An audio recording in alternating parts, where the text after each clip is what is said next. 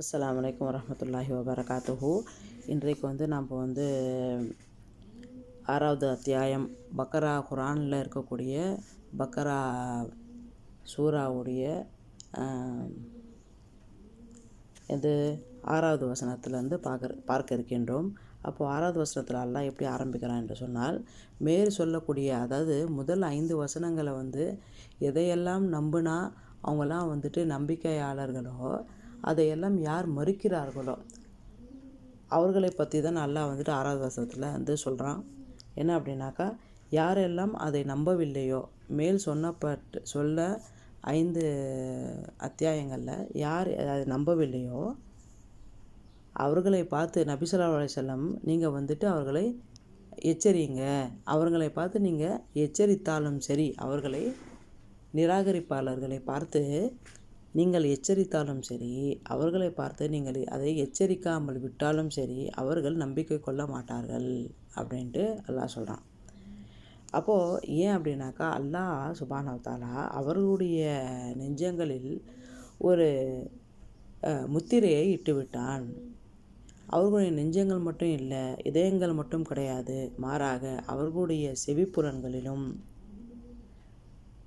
அப்புறம் அவர்களுடைய கண்களும் செவிப்புலன்களை அல்லாஹ்வுடைய நேர்வழியை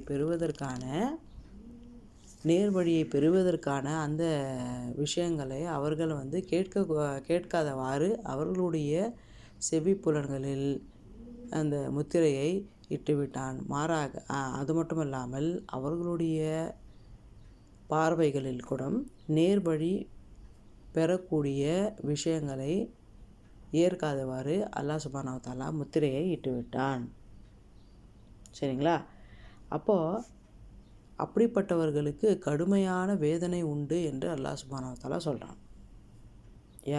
யார் இந்த ஓர் இறைவனை நிராகரிக்கிறார்களோ அவர்களுக்கு கடும் தண்டனை இருக்கின்றது என்று சொல்கிறான். அடுத்தது, மனிதர்களில் சில பேர் இருக்காங்களாம். அந்த மனிதர்களில் சில பேர் அவர்களை நயவஞ்சகர்கள். அப்போ எப்படிப்பட்டவர்கள் என்று சொன்னால், அவர்கள் சொல்கிறார்கள், நாங்கள் ஓர் இறைவனாகிய அல்லாஹ்வை நம்புகிறோம். அல்லாஹ்வை மட்டுமல்லாமல் மறுமை நாளையும் நம்புகின்றோம். கேள்வி நாள் இருக்கு இல்லையா, அந்த நாளையும் நம்ம நம்புகிறோம் அப்படின்ட்டு ஒரு கூட்டம் சொல்லுது. ஆனால் உண்மையிலே அவர்கள் நம்பிக்கையாளர்கள் கிடையாது என்று அல்லாஹ் சுப்ஹானஹு வ தஆலா சொல்கிறான். இது 8வது ஆயத்தில் சொல்கிறான். 8வது வசனத்தில் அதை சொல்கிறான். அவர்கள் அல்லாஹ் சுப்ஹானஹு வ தஆலாவை ஏமாற்றுகிறார்கள் என்று நினைக்கிறார்கள். ஆனால் உண்மையிலே பார்த்தீங்கன்னாக அவர்களையே தன்னைத்தாமே அவர்களை ஏமாற்றி கொண்டிருக்கிறார்கள். தன்னையே அவர்கள் ஏமாற்றி கொண்டிருக்கிறார்கள். அடுத்து 10வது வசனத்தில் அல்லாஹ் சொல்கிறான், ஏன் எப்படி இருக்காங்க அப்படின்னாக்கா, அவர்களுடைய நெஞ்சங்களில் நோய் இருக்குது. அந்த நோயை அல்லாஹ் சுப்ஹானஹு வ தஆலா அதிகப்படுத்தி விட்டான். அப்படிப்பட்டவர்களுக்கு கடுமையான வேதனை இருக்கின்றது. அந்த வேதனை எதற்காக அப்படின்னு சொல்லி பார்த்தா, அதிகமாக அவர்கள் பொய் சொல்லக்கூடியவர்களாக இருக்கிறார்கள் இந்த பூமியிலே. நேற்று ஒரு விஷயம், இன்றைக்கி ஒரு விஷயம் சொல்கிறது. நேற்று ஒரு விஷயம் சொன்னது இன்றைக்கி இல்லைன்னு சொல்கிறது.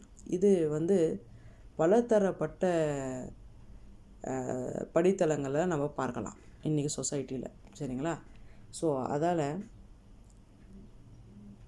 அந்த நோய் என்பது என்ன அப்படின்னு சொல்கிறான்னா, அவர்களுடைய மனதில் எப்போ பார்த்தாலும் சந்தேகங்களும் நயவஞ்சகத்தனமும் இருந்து கொண்டே இருக்கும். அதாவது இஸ்லாத்திற்கு எதிராக, ஏக இறைவனுக்கு எதிராக, நபிமார்களுக்கு எதிராக அவர்களுடைய மனதில் எப்பயுமே பார்த்தீங்கன்னாக்கா ஒரு சந்தேகம் இருந்துக்கிட்டே இருக்கும். இதற்கு எதிராக சூழ்ச்சி செய்கிறதுக்காக வேலைகளை அவர்கள் பார்த்து கொண்டே இருப்பார்கள் இந்த பூமியிலே. அவர்களை பார்த்து தான் இந்த 10வது வசனத்தில் அல்லாஹ் சுப்ஹானஹு வ தஆலா அவர்களுடைய நெஞ்சங்களில் நோய் இருக்குது என்பதை அல்லாஹ் சுப்ஹானஹு வ தஆலா சொல்கின்றான்.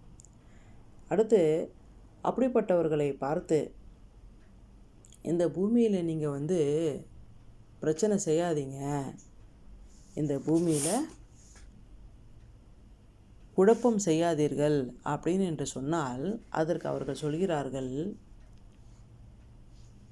நாங்கள் சீர்திருத்தம் செய்பவர்கள், நிச்சயமாக நாங்கள் சீர்திருத்தம் செய்பவர்கள் என அவர்கள் கூறுகிறார்கள். எச்சரிக்கை, அவர்கள்தாம் குழப்பவாதிகள் ஆவார் என்று அல்லாஹ் சுப்ஹானஹு வ தஆலா சொல்லலாம். குழப்பம் செய்யாதீங்க இந்த பூமியில் சொன்னால் அவர்கள் என்ன சொல்கிறாங்க, இல்லை நாங்கள் குழப்பம்லாம் செய்யலை, நாங்கள் தான் இந்த பூமியை சீர்திருத்த போகிறோம் அப்படின்னு என்று சொல்லி கொண்டு தான் இந்த பூமியில் இன்றைக்கு நிறைய குழப்பம் செய்தவர்களாக இருக்கிறார்கள். நாம் அதை கண்முன்னே பார்த்து கொண்டு இருக்கின்றோம். சரிங்களா? இதை ஏற்கனவே 1400 வருஷத்துக்கு முன்னாடி அல்லாஹ் சுப்ஹானஹு வ தஆலா இப்படிப்பட்டவர்களை வெளிச்சம் போட்டு குர்ஆனிலே காட்டிவிட்டான். சரிங்களா? அடுத்து இன்ஷா அல்லாஹ் அடுத்த பதிவில் பார்ப்போம். ஜஸாக்கல்லாஹ்.